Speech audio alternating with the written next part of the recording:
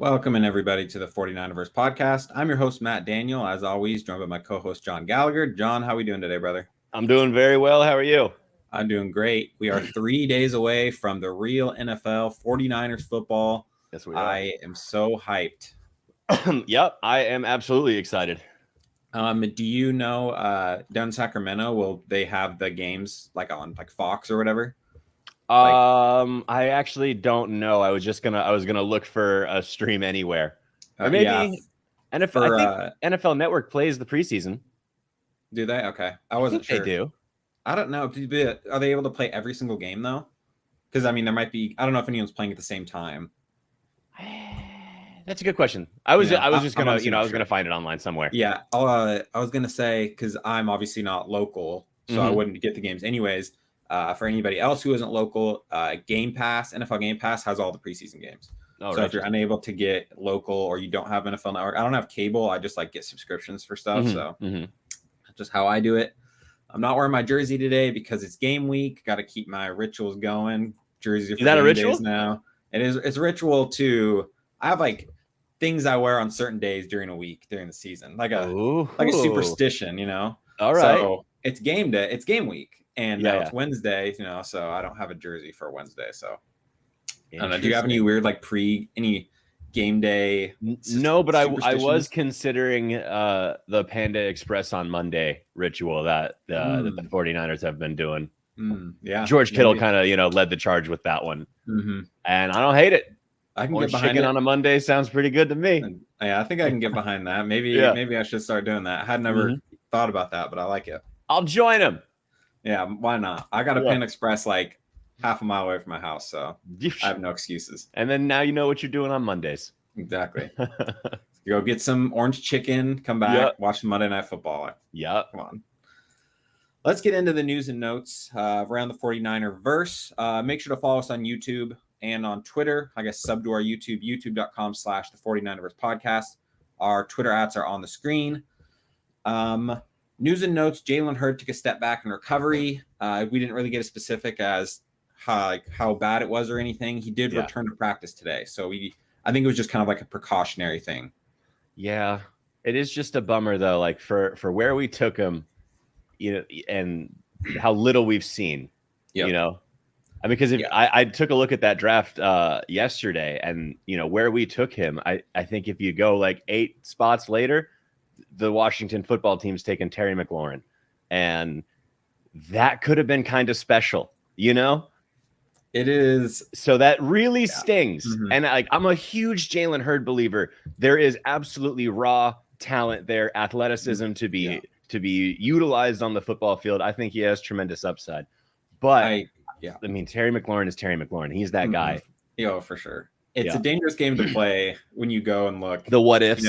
Because like George Kittle in the 5th round, pretty much every pick before George Kittle, I don't remember who all went in that draft that year, but he's top 5 pick of the whole draft for sure. Yeah. So every pick leading up to that, you could say, well, we could have got Kittle, But to be also just for a little more context, so like a little more context in this scenario, Terry McLaurin was a highly rated wide receiver. But if I'm being honest, a lot of the reason I really liked him is he had just as many highlights of great route running and catching as he did pancake blocking cornerbacks. So like Terry McLaurin's college tape, he is an aggressive blocker. And that was one of the things that I really, really liked about him. And he did have a higher, wide receiver prospect grade going into the draft. So I think there was a little more knowledge in terms of like, what this player could be, as opposed to like, Kittle in the 4th. I think it was 4th, right? I think he was the 5th. Okay. But like in that scenario, that was more of a tight end is kind of a dart throw. Not a lot of people scout tight ends to be focal points, So it's just a little different. Yeah, it is different for sure. It's just, I mean, the what if game is hard. It's tough. It is hard. It always hurts to just go and look, And when we're playing this particular what if game, we are talking about an offense with Debo, Ayuk, Terry McLaurin, George Kittle, and how does that not shut the league down? Yeah. I mean, if Hurd is able to play, right? It's just the most frustrating thing about it is just that, and even Kyle Shanahan, if you saw the presser of him talking about Jalen Hurd, he's just like like, I don't know if Jalen Hurd makes this team based on the way that Kyle's talking. If he doesn't, he hasn't been able to play. You have to eventually play. Like, I don't care. Yeah. You can have all the untapped potential in the entire world. You're right. 3 seasons, and they took him early. early. On a football field. Yeah. They went, they went after him. Mm-hmm. It was early third, right? Early third round. Yeah. Because that was the year you got Bosa as well. Bosa and Debo, right? Bosa, Debo, Hurd. It would have been a top 70 pick. It could have been Bosa, Debo, T-Mac. It could have been. That's a what if game that stings. It definitely stings. Just watching McLaurin, what he's able to do. He's good. Done with garbage quarterbacks. Yeah. It doesn't matter who's throwing the ball. Yeah. He's gonna get it done. Mm-hmm. Some of the best route running of football. Just and he plays angry. Like there are players that play with like a sense of dog in him. He plays angry, and it's so fun to watch. I think the thought process behind Jalen was just the fact that he was a running back, so he had the versatility that Kyle likes. I think it makes sense on paper. 100%. I think it was a versatile pick that Shanahan wanted in his offense, and wasn't like once he took Debo, he wasn't really looking at another kind of traditional wide receiver set. Because a lot of these picks, I mean, these wide receivers are also really good at the other stuff that most wide receivers aren't asked to do, like the end arounds and touches out of the backfield kind of things. Mm-hmm. Do you, looking back, do you think that John Lynch and Kyle Shanahan have done a bad job at drafts? No. How could you say? I mean, there's a huge narrative. I bet you at least half the 49er fans out there say that. Oh, but okay. So under their watch, they've drafted Nick Bosa, Fred Warner, George Kittle, Deebo Samuel, and Brandon Ayuk, and because they whiffed on Solly. Because Reuben Foster ended up not being like a cool guy, a level-headed player. That's not on them. Like, if we're talking football, Reuben Foster looked every bit of real as you could possibly get. And to this day, when he was playing, he's one of the only players I've ever seen stonewall Zeke Elliott. And that was prime Zeke. Reuben Foster was a football player. He just wasn't really good at the other stuff. And I completely agree with you. I was just throwing the question out there because I know that there is. I'd love to entertain why they think they deserve to be titled bad drafters when the players that we have are Pro Bowlers. George Kittle, Pro Bowler. Fred Warner, Pro Bowler. Nick Bosa, Pro Bowler. Where, I mean, to get a player like George Kittle in the 4th or 5th round, how do you, no, they are not bad at drafting. Did they take a swing and a miss on Sully? Sure. But that's not the end all be all. Yeah, I agree. Maybe we should do a show just going through all the picks, just breaking it down. I would love it. I think that'd be fun. Let's get into the next news. Per Kyle Shanahan, Jaquiski Tartt not close to being ready. Tony Jefferson also tweaks his hamstring and his groin. So our safety situation is looking very scary heading into week 1. Yeah, we signed Clinton Dix. Yep, love it. The fact that we signed a vet tells me that he's probably starting week 1. And it says that Kwaski's probably not ready for week 1, and Tony Jefferson's definitely not ready for week 1. Yeah, but I think that was a savvy signing. Clinton Dix plays good football. I like that player, and I've always liked that player. It's cool that he's a Niner now. I rooted for him when he was a Packer. And then he had a stint in Washington, and then to have him over here, I think is awesome. I think it's definitely. I mean, the guys that he worked out next to, because I think it was Clayton Gathers, Bradley McDougall, and Andrew Sendejo. Yeah. All those guys were, all vets, all guys who were seasoned safeties. So that tells me that the guy that we signed, which is is going to be playing early and often. I agree with that.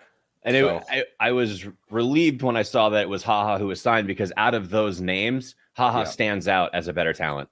I really thought it was going to be McDougall just because he played in Seattle, so he already knew the defense. And so I just figured okay, we'll just take McDougall. He'll come in, he'll play week 1. He already knows the system, and it'll just kind of work that way. But I mean, obviously they signed who they thought the best player was, which clearly is Do you know how old he is now? Off the top of my head, I don't. I'm gonna look it up. I just now thought of that because I know he is getting up there. Yeah. He is 28. Okay, so that's not too bad. Ooh. You know, so I mean, definitely 28. not bad. So hopefully he can come in and just be good enough, because I mean, with how good the rest of our defense is, we just need him to be pretty good. We don't need him to play out of his mind. He just has to, take away the deep ball, just kind of let Ward do what he needs to do, and just kind of well, he's a smart player, so yeah, he needs to, make the reads. He doesn't have to play. We're not going to really ask him to be a ball hawk. He can come up and he can make tackles. So yeah, if he plays, sound football, like I think he can, I think he can help this team a lot. And it also depends on, like Tavon Wilson and Hufanga. Like, I don't know if they're how they've been doing. Like, we're not at camp seeing them, so we don't know. Yeah, I think I remember reading some tweets.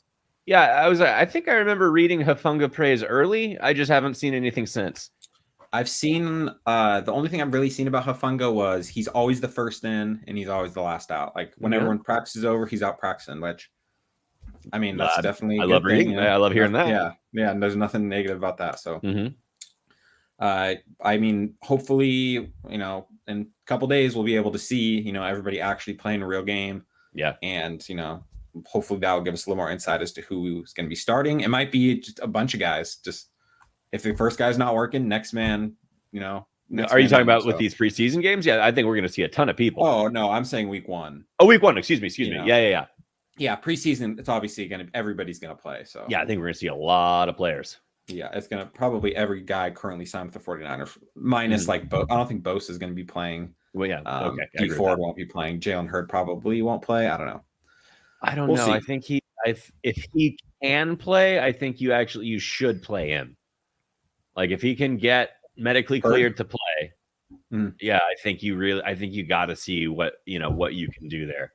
The thing is, like, he's had so much time off now. Yeah. If it hasn't healed with no contact to his body, then waiting more isn't going to make it better. Yeah.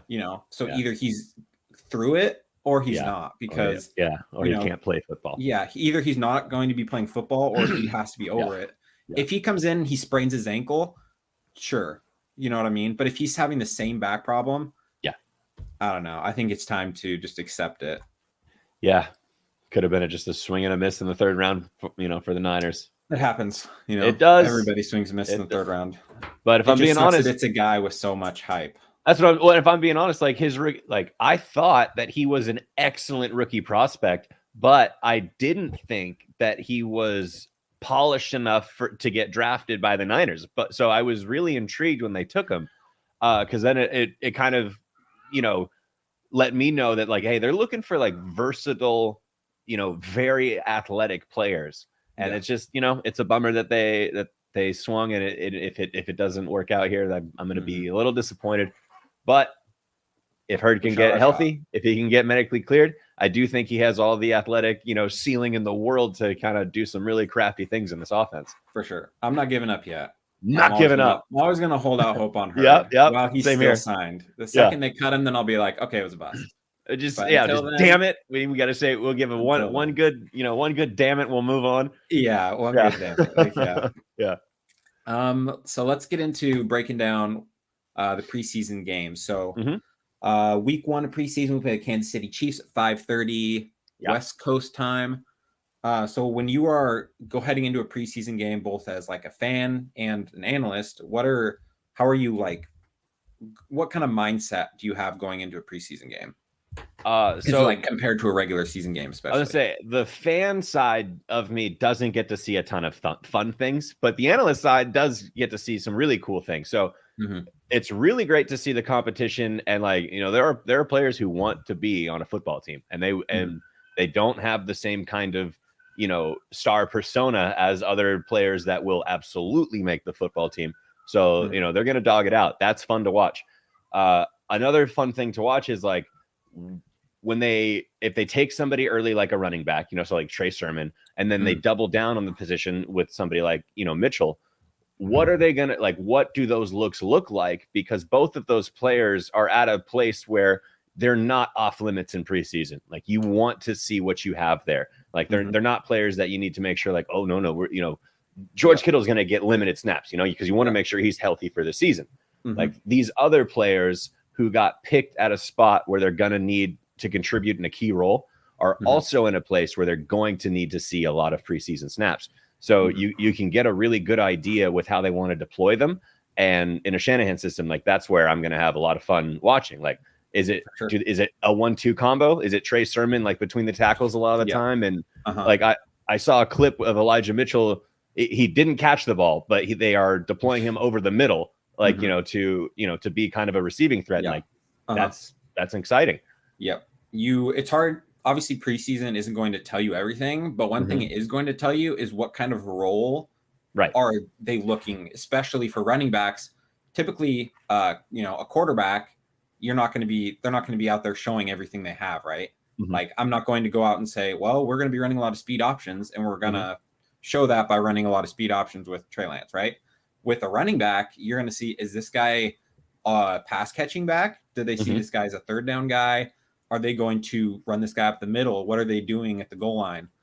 Especially as for fantasy as well, that's something to look for in a pretty confusing backfield that has so many guys that you don't really know who's going to be that guy. Mostert is the guy right now, I think, until he gets hurt or until the season's over. Yeah. But the reins are ready to be passed on.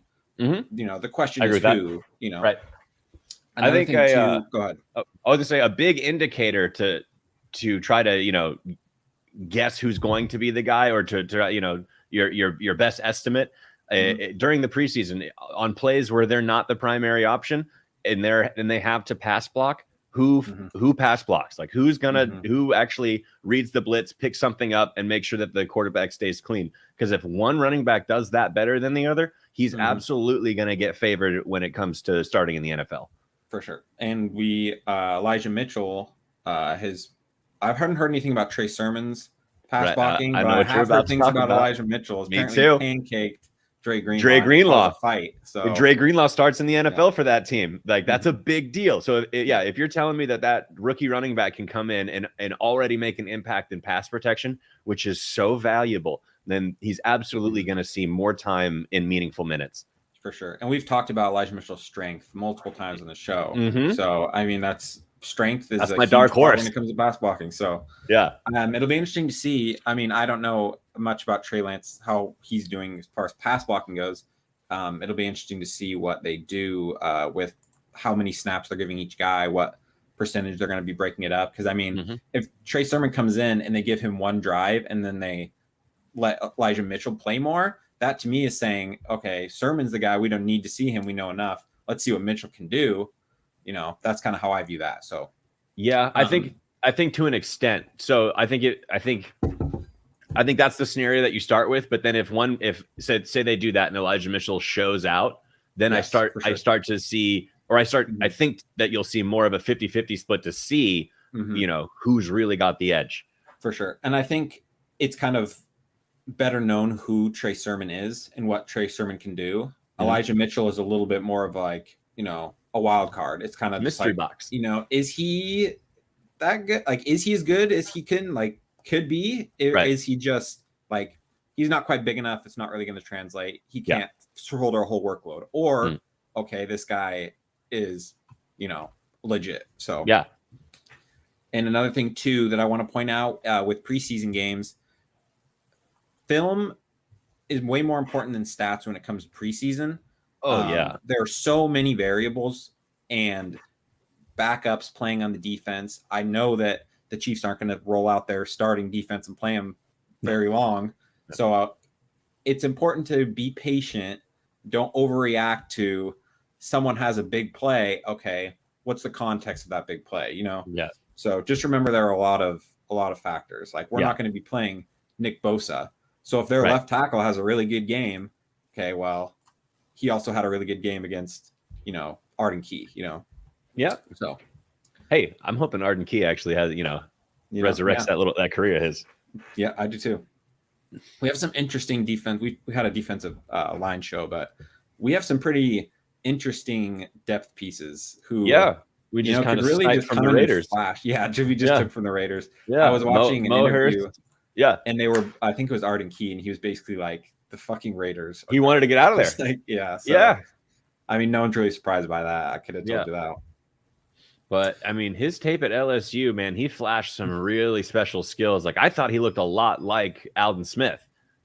He's like, built like they look so similar, like their body that kind of like just rangy, like can just can scratch his shin standing up. Like, how are your arms this long? Right. Yeah, it's just exactly. Yeah. Speaking of Alden Smith, he just got cut by Seattle. Damn it! I'm rooting for him, man. He's got demons. I want him to beat him. Not on Seattle. Yeah. When it's like, wait, I thought he was a Cowboy. He went from Cowboys to Seattle. Yeah. I didn't. I 100% missed that. That was like their big defensive signing was okay. And then he got arrested for assault, and then they cut him. Damn it. That's a bummer. Yeah, man, that's tough. I loved Alden Smith. That's what I'm saying. When he was on the team, it was Justin Smith in the middle, Alden Smith outside of him. Brothers, Bowman, Willis, man, that was a special defense. And Alden Smith was such a freak monster, just getting around and getting to the quarterback relentlessly. Yeah, it was just like, I'm just bigger, faster, and stronger than you, and he's just in the backfield before you could blink. Justin Smith helped a lot because he was always eating, a double and triple. But he let Alden just flash. He let him just shine those those freak athletic traits. Yeah, it was a little shake and bake action. Little give, little take. That's 100% true. So let's go to the next topic. Let's talk wide receivers. We've talked a little bit about Hurd. So apparently the wide receiver structure is going after Debo and Ayuk, obviously. Trent Sherfield, and then Sanu, and then Juwan Jennings. So I'm pretty excited about Trent Sherfield. Do you see that one-handed catch he made in practice? I've seen some clips, going through the timeline, and he looks pretty athletic, and it looks like he has a good catch radius to him. I'm interested to see what he's going to look like. Yeah, and wide receiver, I feel like you can see, just like I test things. I'm excited to see I feel like I can tell a good receiver. It's a lot harder with certain positions, but I feel like with wide receiver, when you're watching, I can be like, okay, that guy. Yeah, that guy has something. Definitely indicators. Yeah, the way he runs his routes, I saw. Yeah, he catches the ball with his hands, and not really like a body catcher. Those are positive traits. And Juwan Jennings, another guy, he was drafted in the same year, or no, he was drafted the year after Jalen Hurd. So last year would have been his rookie year, but he was hurt the whole time as well. Yeah. Out of Tennessee, I think we took him in the 5th round.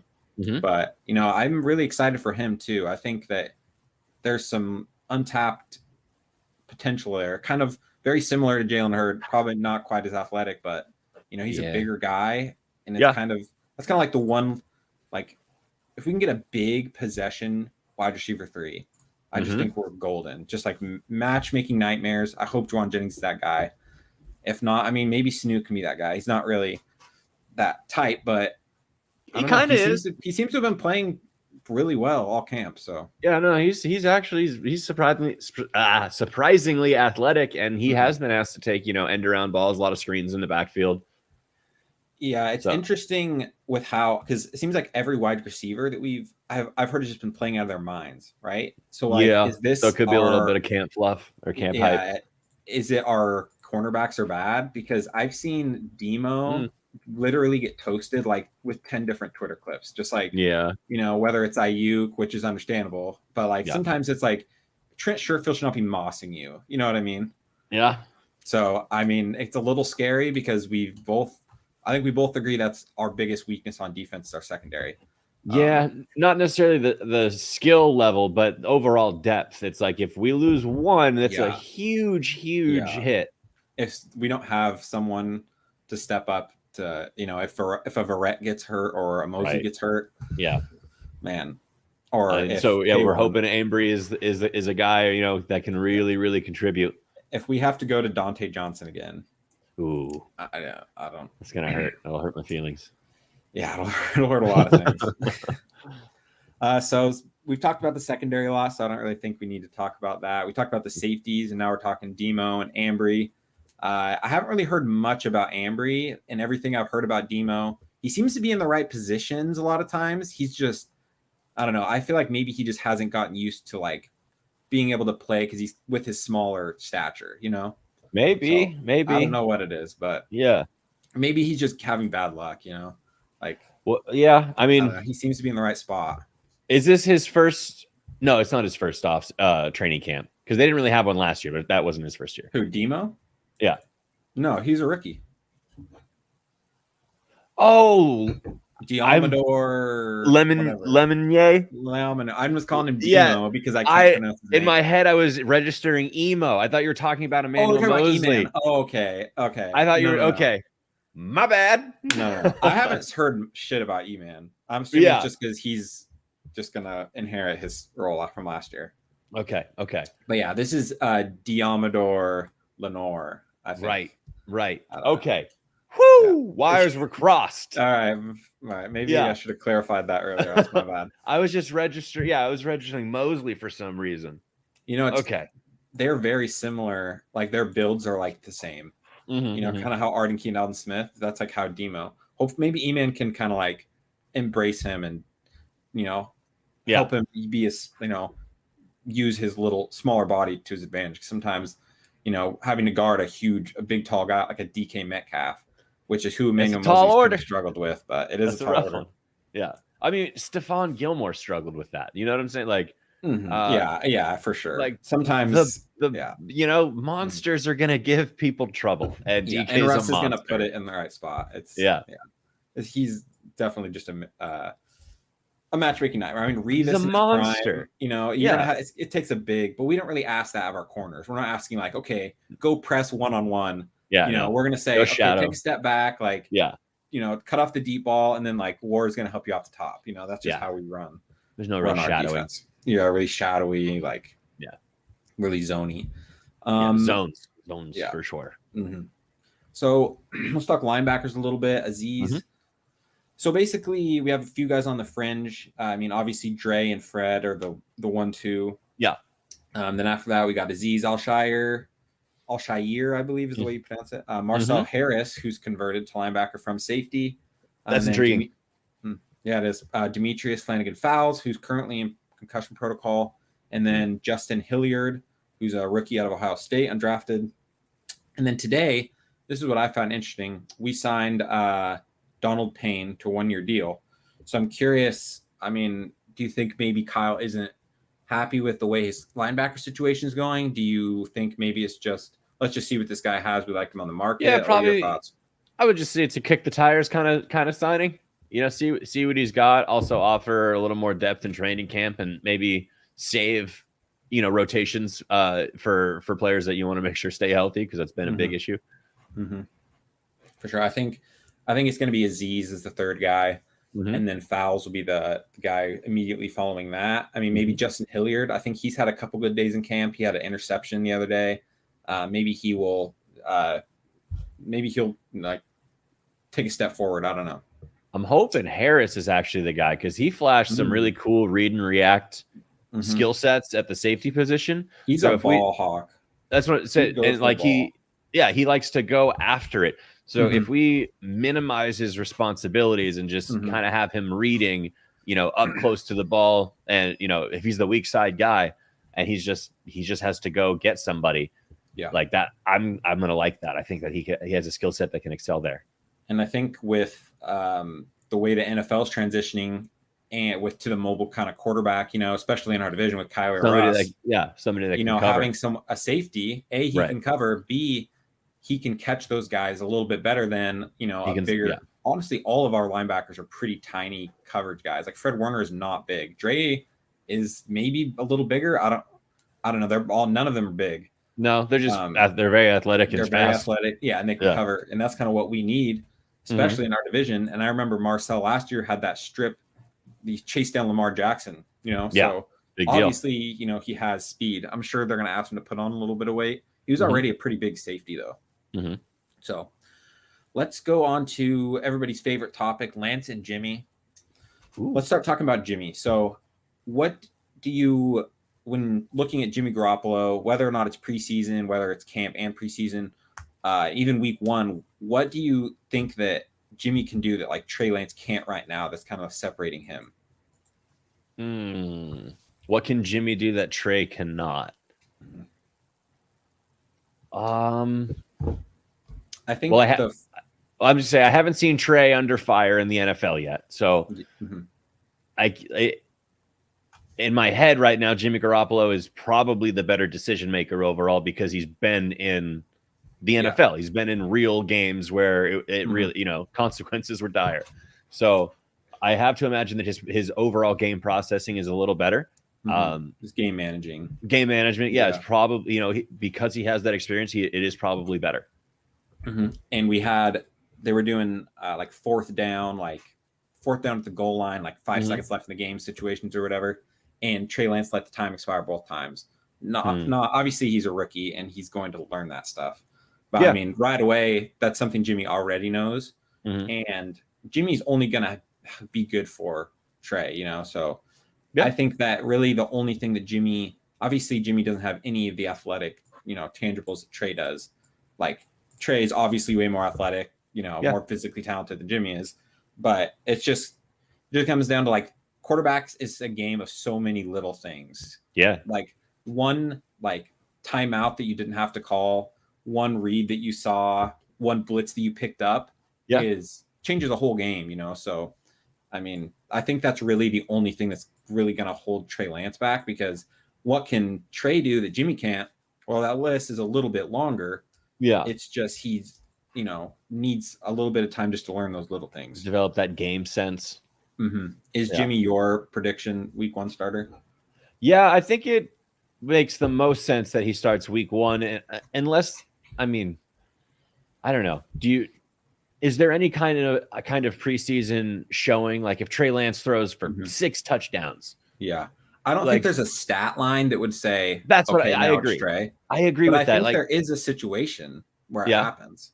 I was at first I was like, right as we drafted Trey and I realized we were going to keep Jimmy, I was like, no way. But I think Trey has progressed faster than anybody thought. Even Kyle has said that, right? Not this guy though, huh? Well, yeah, sure. I mean, sure, you could take credit for it. We're gonna have to go back and run the tape. We need to see. We'll run it, yeah. But I think he has progressed faster than people expected. And he looks, he looks very real. I just understand that the NFL is the NFL. It's really, really hard to win games. So if you've got a player that's played games, won games, and knows what that's like, it is a good idea to lean into that experience. Yeah, for sure. And even if Jimmy comes out and plays well and, for 8 weeks and we go 6-2, maybe during that time, Trey Lance has been, refining the small things of what being a quarterback in the NFL is. And then he'll come in after the bye week and he'll just make our offense better. I don't think, if Trey, I don't know. I don't think there's a preseason stat line that would make Trey start. He would have to pretty much just come out and be perfect. I really want to see like a 2-minute drill from him. I want to be able to see how he can handle goal line situations and stuff like that.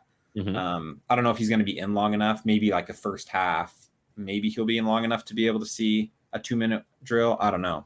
Yeah. But that's really like the biggest thing for me, which is a really good strength for Jimmy, because we've seen him in those 2-minute situations play well. Well, Jimmy starting is also a positive for Trey. Like the longer Jimmy starts, the better Trey Lance should look. Like even if it's the second year, like if Trey Lance doesn't see the field this year, and I'm a gigantic Trey Lance fan, I want to see him take the field. I want to see him just bomb it all over the NFL because I think that's what he can do. Yeah.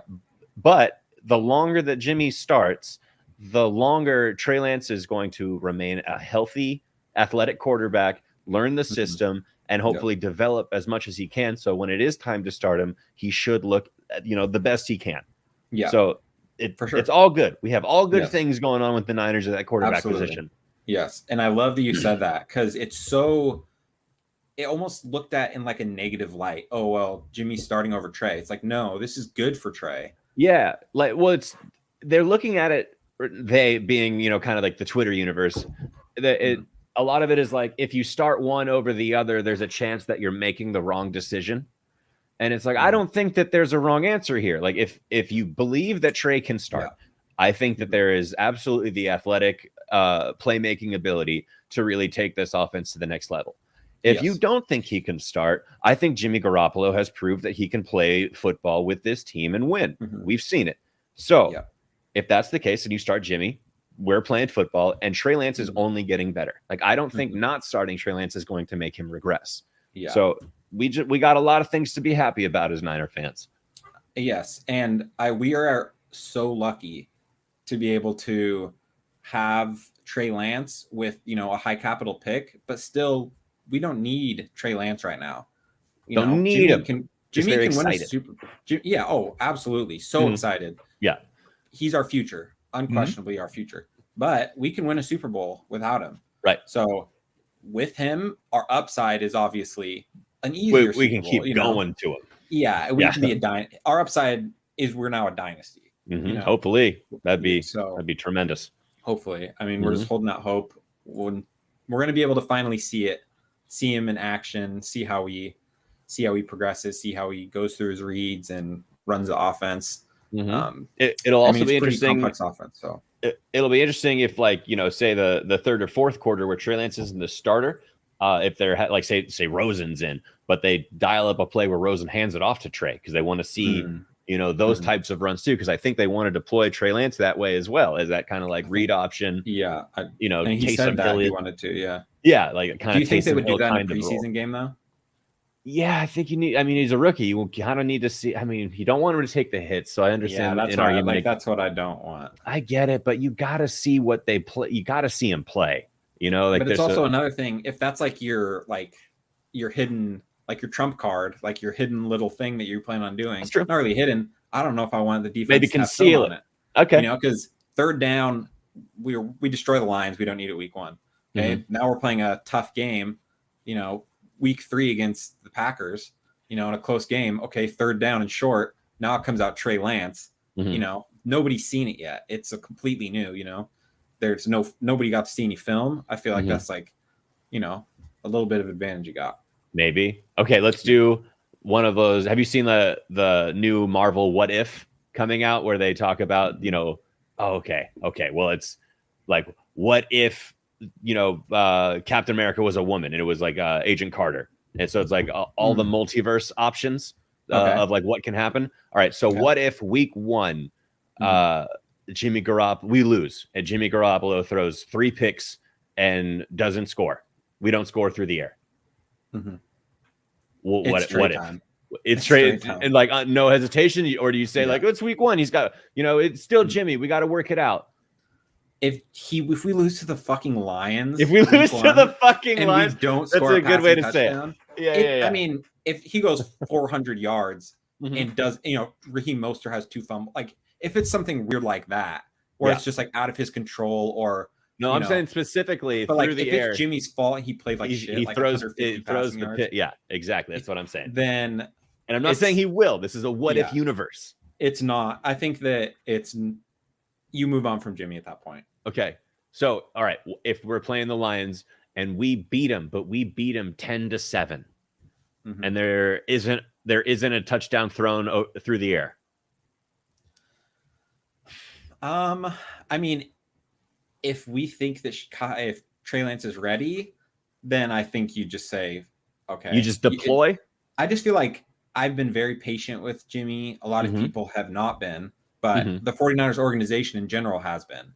Because he's had moments that you're just like, bro, what the fuck are you doing? Like, okay. You know? So, I mean, I think his leash is not that long. Yeah, I agree with that. I think that Jimmy is going to play well just because the way our offense is, if everything is healthy with our crazy improved offensive line, our improved run game, our improved wide receivers, everything's healthy and things are going well, Jimmy's going to play good. You know, I agree. I'm not really worried about that.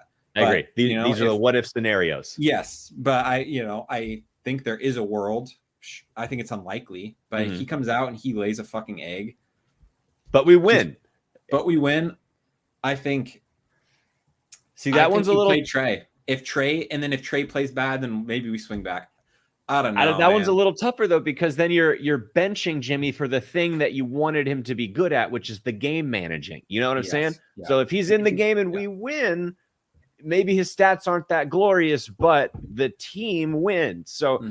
there is that kind of give and take with the game managing sense and like the prowess that he does have there.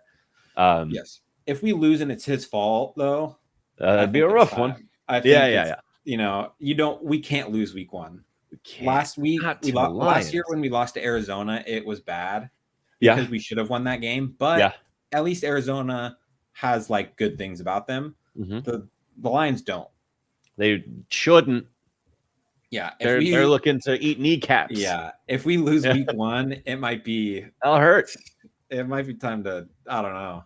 I don't think it's going to happen, but I don't either. I like the question. Like this is kind of what we need to entertain, like because there isn't in the NFL, a team can absolutely show up and they can play a lot harder than you anticipated. And if the Lions do it week 1, and we see the guy that we were anticipating to have more game sense, more grit under fire in NFL games, and he just doesn't, then I do think you have to pull the ripcord, and fucking deploy Trey Lance. Yeah, we don't want to underestimate any team in the NFL. I agree, but he's got to beat the Lions for sure. I'm hoping so. All right, that is going to do it for us this week. Thanks everybody for coming in. Next week we will be talking about what we saw during the preseason game. So football. We're talking about football. We're talking about football, baby. Yeah. Let's fucking go. All right. See you guys next week. You guys take it easy. Sounds like football, baby.